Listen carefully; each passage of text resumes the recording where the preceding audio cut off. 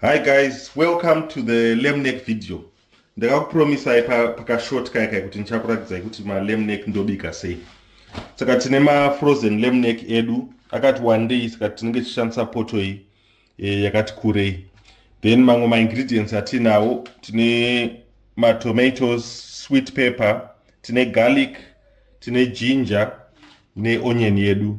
Then ma seasoning tine steak seasoning, garlic and coriander seasoning, ne vegetable seasoning, ne mafuta yedu atinenge tichishandisa.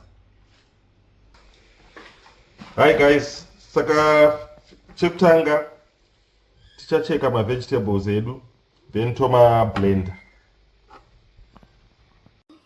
Saka guys, ndakata ma veggie. Now ndakumaisa mu blender ndoma blend. Ndangosiya hangu ari ma chunks because ari kublendwa anyway. Saka lemon yandinoisa lemon. Unogona kuisa mvura kana usina lemon.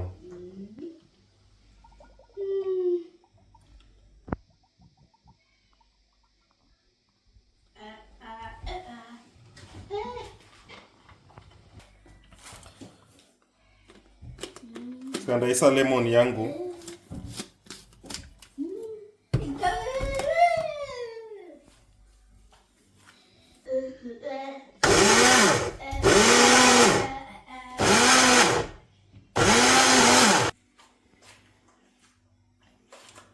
Saka taisa poto yedu.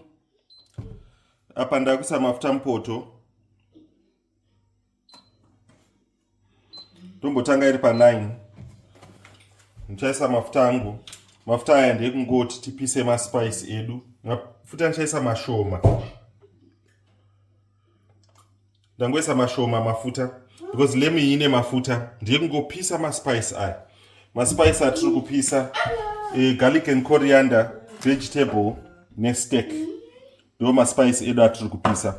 Saka ndakumaisa ndangomirira kuti mafuta angu atipise then ndobva ndapisa ma spice. Saka ndakuisa ma spice angu.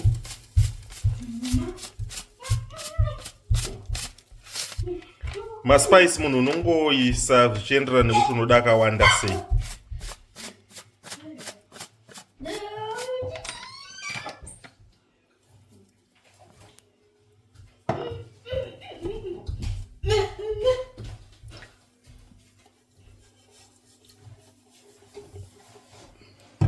Saka pakuda kungorilisa ma flavors ari kubva ma spice aya.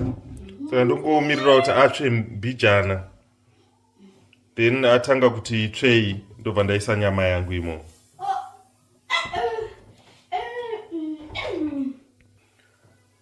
Saka makangoona paanotanga kuita tuma bubble tuya twekurakidza kutsva tuya kupisa. Then motoziva tati alright. Anotanga kutorilitsa imwe flavor yekuti iwo unotoismela kuti zvo ma spice aya akunzwika. Saka apa dhuze nekuita ma spice edu. Saka takuisa nyama yedu ma spice edu asvika pa level yatiri kuda.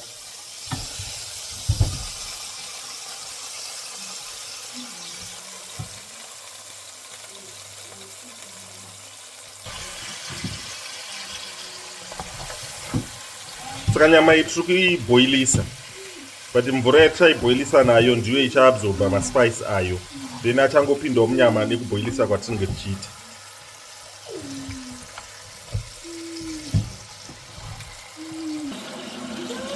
Saka tisati taboilisa nyama yedu takuisa half yema vegetables edu atablenda ayaya mupoto yedu ine ma spice atsviririra kurilisa ma flavors. Saka iyi ndo half chete yema vegetables edu atablenda.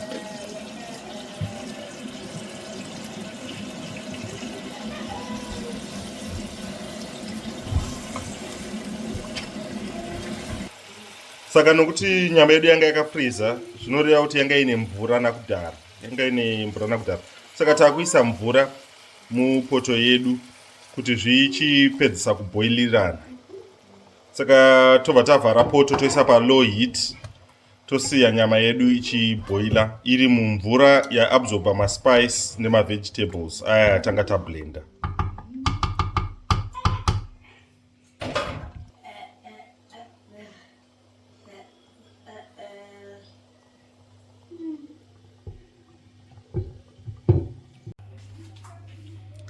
Saka nyama yedu iri kuboila, iri kuabsorba maspice nema-vegetables atablenda. Ma-vegetables kana usina blender, no need yekublenda, kungocheka kuti mapisi madiki madiki hafu wesampoto nenyama yako nemaspice aya akati tsvirei kuitira kuti akwanise kuabsorbwa easily nema-lemnex edu. Saka nyama yedu apa iri kugaina flavor ichiboila hayo mbijana mbijana kudai. Saka for now totomboisiya ichiboila ichinyatsoibva, then tozodzoka taakuipedzesa. Guys, muri kuona mvura yedu iri kupera, nyama yedu iri kuibva, iri kutsvukira. Tiri kuramba tichingokanga, taisa ma-vegetables edu, maspice edu iri kuabsorba nekupera kwemvura nekuitena tena kwatiri kuita. Muri kuona iri kutsvukira. Saka tichaisiya kusvika mvura yanyatsopera, then tozonyatsoikanga mumafuta ayo nemafuta atatiisei. Toramba tichingokuupdatai.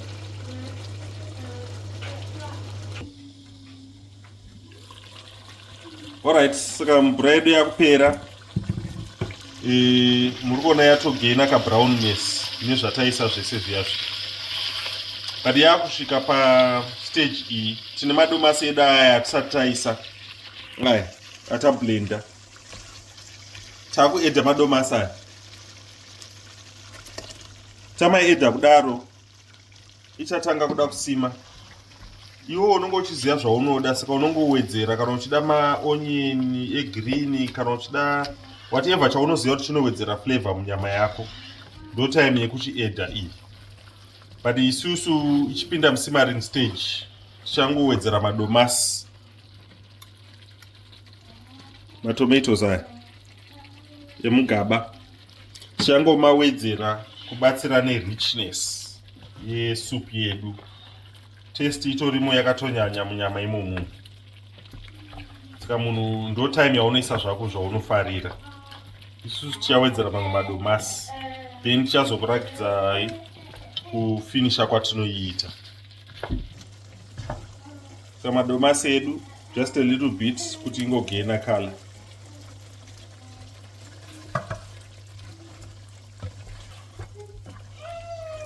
Ndimukona color yatori nayo. Maflavors ese ari munyama. Malemnex anonaka. Method iyi haina kumbonyanyosiyana nekubikwa kweoxtail. But flavor inenge iri munyama iyoyo yakanyanyisa.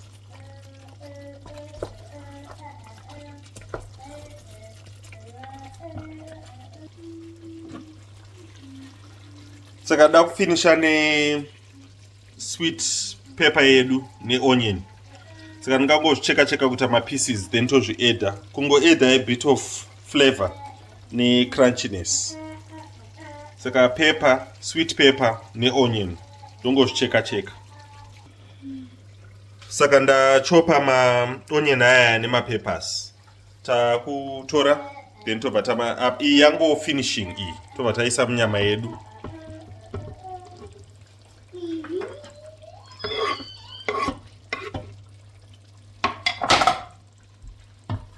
Yatongo finishing ye kubika kwatanga tichiita.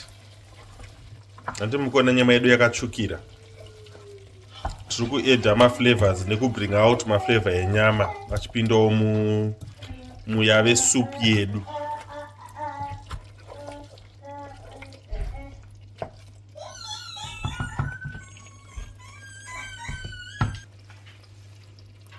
Saka nyama yedu yatopera kubikwa. Chibva kungoisa maonion nemapeppers ayo aimbogarisei pamoto, because tiri kuda kuti zvive zvichiri zvine crunchiness, zvive neflavor. By the time yatinozopakura zvinenge zvitongori ready because of heat yagara itongori munyama medu.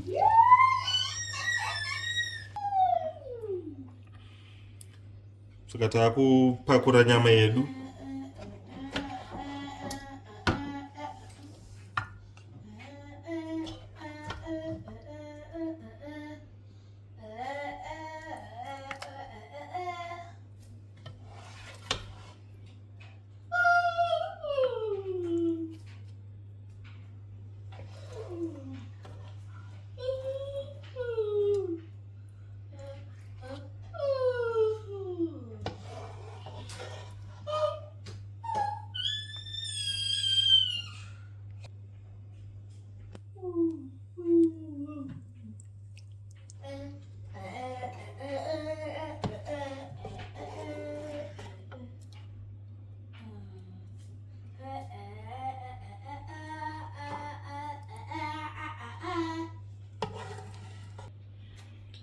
Guys, as you can see, nyama yedu yaibva tatofinisha ndo dish racho iri. Delicious lamb necks yanda ndakapromisa. Nyama yayo inenge ichinaka, no two ways about it. Inenge ine flavor because ine ma seasoning and ine ma onion, ma peppers, ne garlic, ne ma sweet peppers, ne ma tomatoes. Saka kunaka inenge ichitongonaka, no two ways. Ende muri kuona kutsvukira kwayaita because yagaina ma flavor yasapinda munyama. This is the delicious lamb neck dish yanda ndakapromise. Enjoy.